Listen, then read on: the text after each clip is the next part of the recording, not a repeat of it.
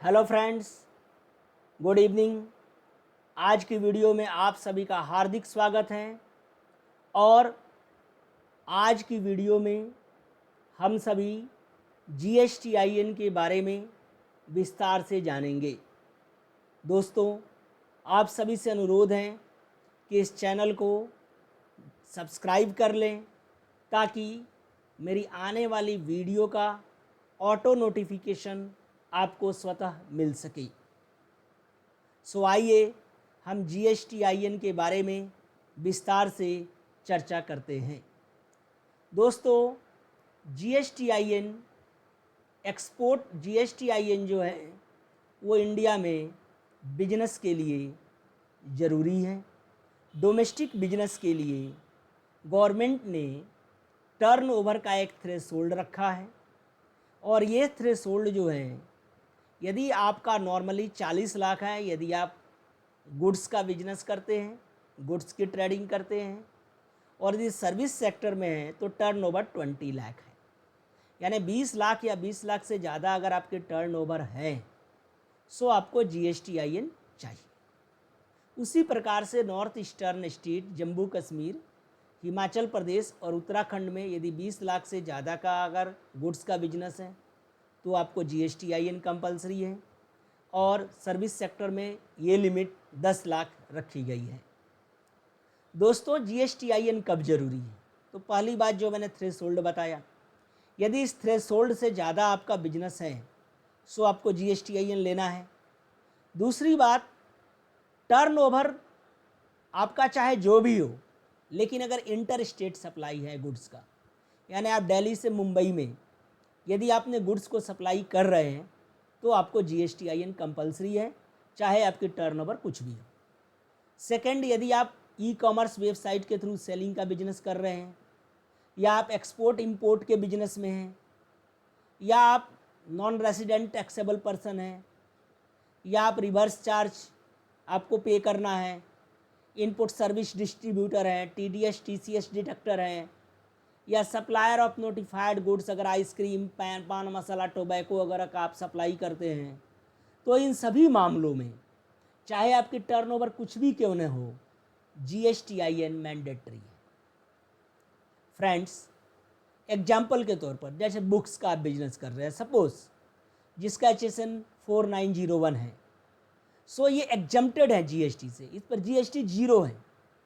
लेकिन यदि आप ये बिजनेस विद इन इंडिया कर रहे हैं, विद इन ए स्टेट कर रहे हैं, इन दैट सिनारियो आपको GST नंबर की ज़रूरत नहीं है। लेकिन यदि यही चीज़ आप इंटर स्टेट सप्लाई है सो ऐसे में आपको GSTIN नंबर चाहिए। और एक्सपोर्ट जो है वो ऑलवेज इंटर स्टेट सप्लाई माना जाता है, इसलिए कमर्शियल एक्सपोर्ट या कमर्शियल इंपोर्ट अगर आप कर रहे हैं सो इन डैट सिनारियो, इवन आप बुक्स सेल कर रहे हैं, बुक्स का एक्सपोर्ट कर रहे हैं, आपको GSTIN चाहिए। देन अब GSTIN नंबर के अलग कैरेक्टर, हर कैरेक्टर क्या बताता है आइए देखते हैं। GSTIN नंबर 15 कैरेक्टर का अल्फ़ा न्यूमेरिक कोड है। अल्फ़ा न्यूमेरिक मतलब इसमें नंबर भी होगा और अल्फ़ाबेट्स भी होगा। तो इसका पहला 2 कैरेक्टर जो हैं वो आपको स्टेट कोड है। इस 15 डिजिट का फर्स्ट 2 कैरेक्टर स्टेट कोड है और नेक्स्ट 10 कैरेक्टर पैन नंबर है।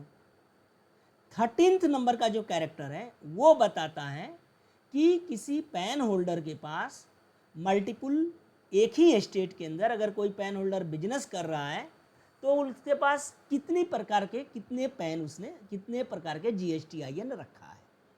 सो दोस्तों, ये जो पैन नंबर है वो तो यूनिक होगा किसी भी कंपनी या किसी भी पर्सन के लिए, लेकिन GSTIN नंबर मल्टीपल भी हो सकता है। सो ये 13th डिजिट बताता है कि विद इन दी स्टेट यदि कोई आदमी एक से ज़्यादा बिजनेस डील कर रहा है, सपोज कोई रेस्टोरेंट का भी बिजनेस है और किसी का फार्मास्यूटिकल्स का भी बिजनेस है, और तो एक ही स्टेट के अंदर है, तो फार्मास्यूटिकल्स के लिए एक अलग GSTIN लेना पड़ेगा, रेस्टोरेंट के लिए अलग GSTIN लेना पड़ेगा। सो दोस्तों, ऐसे में उसको 2 GSTIN लेना पड़ेगा, तो 13th कैरेक्टर ऑलवेज 2 होगा।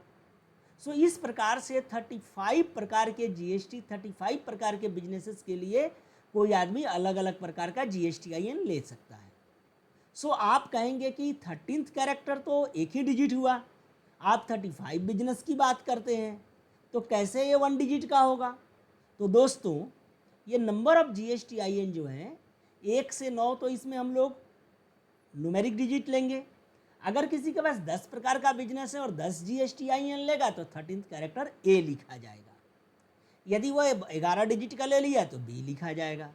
यदि उसने 35 प्रकार का अगर GSTIN लिया है, 35 GSTIN लिया है, तो 13th कैरेक्टर Z होगा। 14th कैरेक्टर जो है वो सभी में Z होता है बाय डिफ़ॉल्ट, और 15th कैरेक्टर जो होता है वो चेक डिजिट होता है। अब दोस्तों स्टेट कोड की बात कर रहा था, जो मैंने बताया कि फर्स्ट 2 डिजिट स्टेट कोड होता है। तो 01 जो है आपको जम्मू कश्मीर का स्टेट कोड है, 02 हिमाचल प्रदेश, 03 पंजाब, 04 चंडीगढ़, 05 उत्तराखंड, 06 हरियाणा, 07 दिल्ली, 08 राजस्थान, 09 उत्तर प्रदेश, 010 बिहार, 11 सिक्किम, 12 अरुणाचल प्रदेश, 13 नागालैंड, 14 मणिपुर, 15 मिजोरम, 16 त्रिपुरा, 17 मेघालय, 18 असम, 19 वेस्ट बंगाल, 20 झारखंड, 21 उड़ीसा, 22 छत्तीसगढ़, 23 मध्य प्रदेश, 24 गुजरात, दमन और दीव 25 और दादर नागर हवेली 26। सो 26 जनवरी 2020 से ये दोनों ही यूनियन टेरिटरी मर्ज हो गए हैं, और मर्जर के बाद इनका GST में कोड 26 है। आपका 25 स्टेट कोड अब एग्जिस्ट नहीं करता। 27 महाराष्ट्र है, 29 कर्नाटका है, 30 गोवा है, 31 लक्षद्वीप है, 32 केरला है, 33 तमिलनाडु है, 34 पुडुचेरी है, 35 अंडमान एंड निकोबार है, 36 तेलंगाना, 37 आंध्र प्रदेश और 38 लद्दाख। सो फ्रेंड्स 28 और 25 ये स्टेट कोड अब एग्जिस्ट नहीं करता। चलिए एक एग्जाम्पल देखते हैं। एक GSTIN है 09 ABCDE 1234F1Z5। सो 09 स्टेट कोड को रिप्रेजेंट कर रहा है आपका, ABCDE 1234F पैन नंबर है, और 13th डिजिट 1 बताता है कि स्टेट के अंदर पहला रजिस्ट्रेशन है इनका, इस पैन होल्डर का। Z डिफ़ॉल्ट है, ये सभी प्रकार के GST में आता है, और 5 जो है उनका चेक डिजिट है। सो जो single GSTIN versus multiple GSTIN की बात करते हैं, सो स्मॉल बिजनेसमैन जो है, स्मॉल बिजनेसेस सिंगल GSTIN काफ़ी है, लेकिन मल्टीपल GSTIN तब जरूरी हो जाता है जब आपका बिजनेस एक से ज़्यादा राज्यों के लिए है। तो हर एक state wise, union territory wise आपको GSTIN नंबर चाहिए।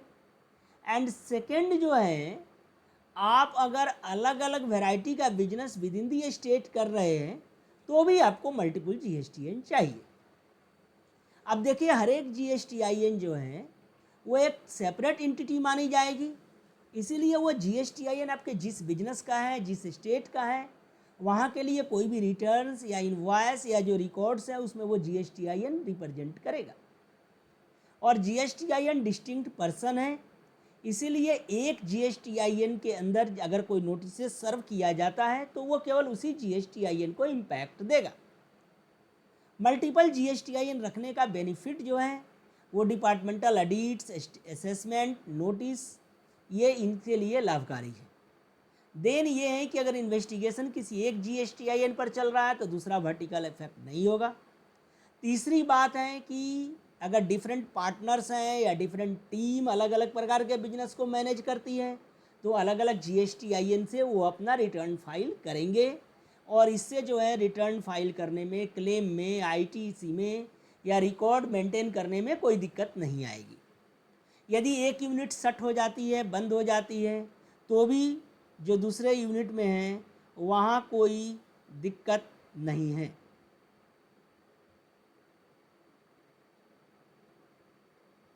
देन ये जो है कॉरपोरेट के लिए मल्टीपल वर्टिकल्स को मैनेज करना हेल्पफुल करता है। ये टर्नओवर के लिए ईजियर है, इनपुट टैक्स क्रेडिट के लिए ईजियर है, बिजनेस कंप्लायंसेस के लिए ईजियर है। चूँकि हर एक प्रकार के बिजनेसेस के लिए टैक्स रेट, एग्जाम्पशंस वगैरह डिफरेंट है, इसलिए multiple GSTIN with in the state भी काफ़ी बेनिफिशियल होता है।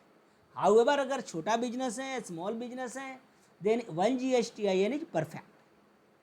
गवर्नमेंट क्यों अलाउ करती है? तो इसके कई कारण हैं। एक तो गवर्नमेंट के लिए बेटर कंट्रोल होता है, compliance, tracking, revenue protection, sector wise data आदि सब उपलब्ध होता है। गवर्नमेंट को पता होता है कि किस सेक्टर का क्या ग्रोथ हो रहा है, कितना उसमें हमारा बिजनेस मिल रहा है, ये सब चीज़ होती है। तीसरा जो है, हर एक इंडस्ट्री के लिए, कई इंडस्ट्री के लिए अलग अलग GST रूल्स होते हैं, तो उनका कंप्लायंस आसान हो जाता है। गवर्नमेंट के लिए सेक्टरल लेवल पर मॉनिटरिंग आसान हो जाती है। देन अलग अलग अगर GSTIN है तो किसी एक सेक्टर के बंद हो जाने से दूसरे सेक्टर का बिजनेस इम्पैक्ट नहीं होता, गवर्नमेंट को रेवेन्यू आती रहती है।